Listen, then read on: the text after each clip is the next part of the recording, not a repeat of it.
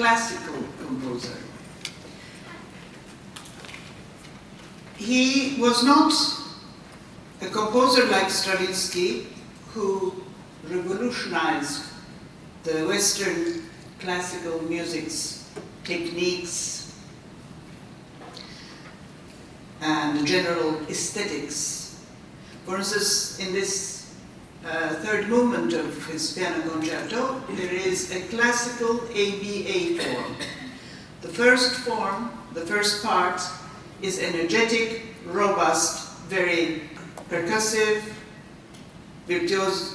virtuosity showing part. And there's a middle part, which is the B part. In the middle part, it's sort of mysterious, romantic, very melodic, and then we come to the A repetition part, A, B, A, and the A at the end is again not exactly the repetition, but it's sort of variations on the first part. So it's a very classical form. And most of his music is actually formally quite classical. And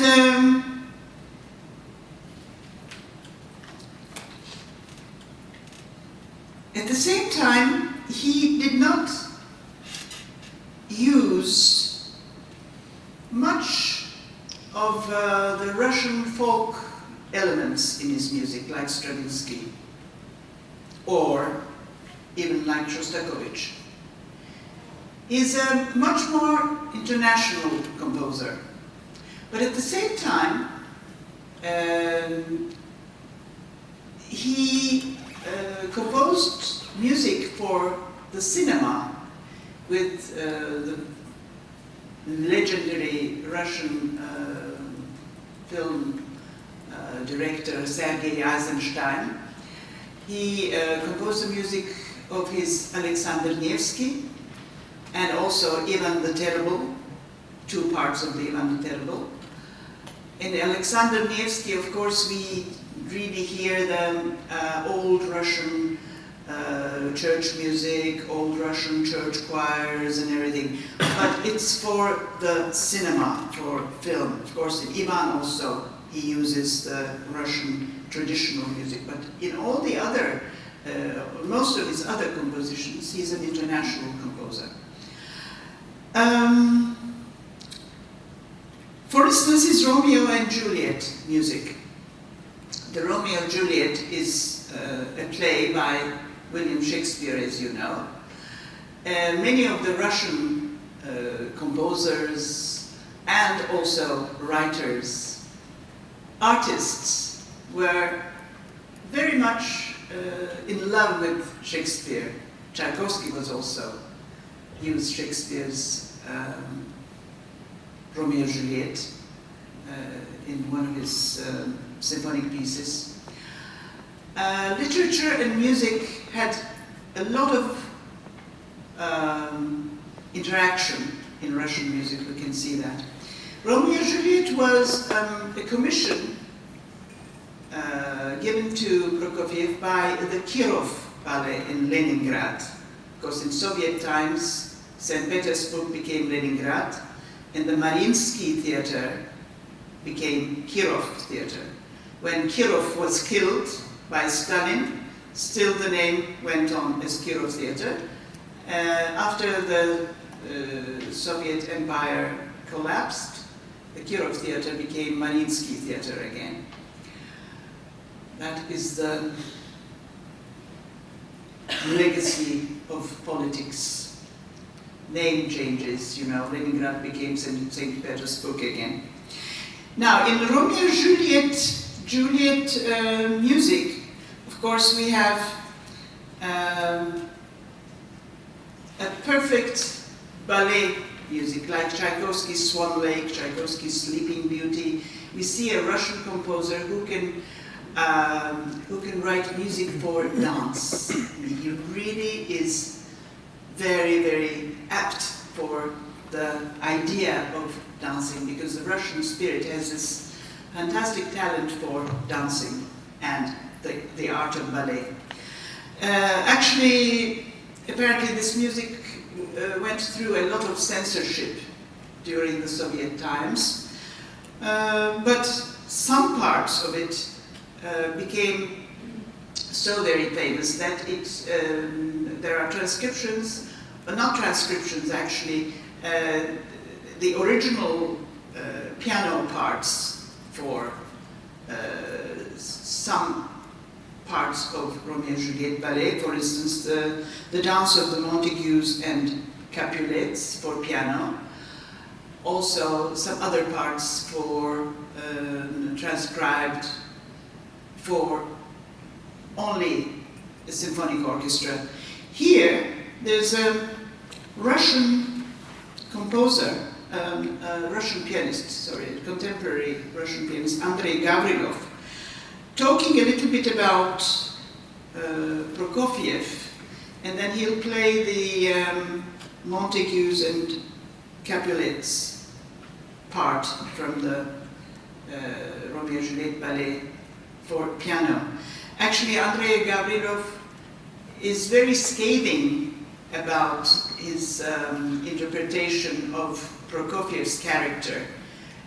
He says that Prokofiev was a very mean man, very nasty man, but he was a fantastic composer. Of course, that is most of the time the case. The geniuses are not very nice people. If you're a genius, you don't have to be a polite, lovely person. Usually they are quite nice. For instance, Beethoven is considered a very, very nasty and mean man too. Stravinsky was nice, though. That's the kind of music that seems to have come very easily to Prokofiev, doesn't it? I mean, one hears it in the 7th Sonata too. Yeah, absolutely. That was actually the language which he probably invented, but he was using it probably too heavy.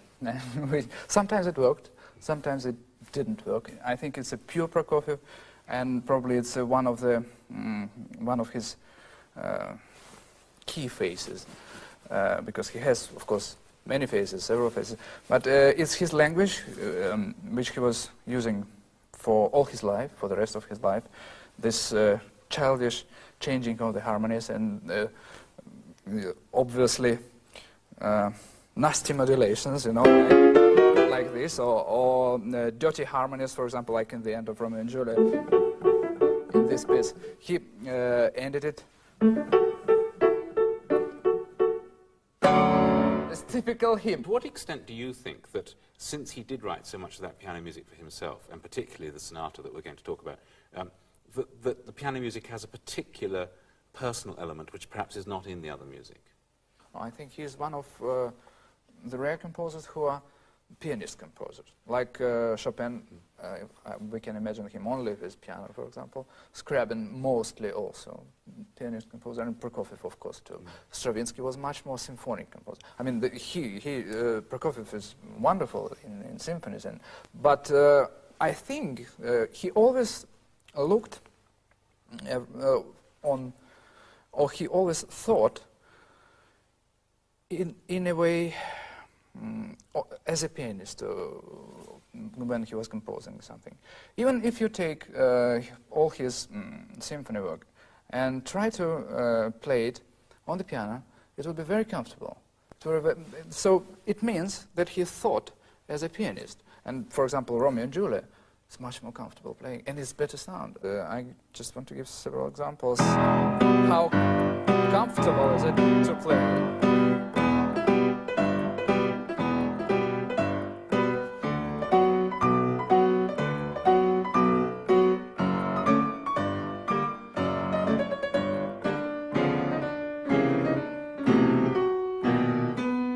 So pianistic, it is very comfortable.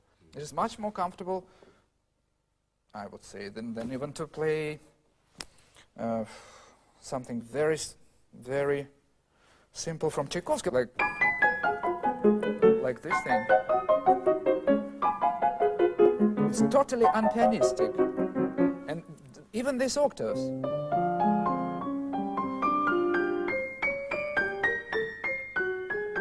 Or this. I mean, it's awfully unpianistic, everything.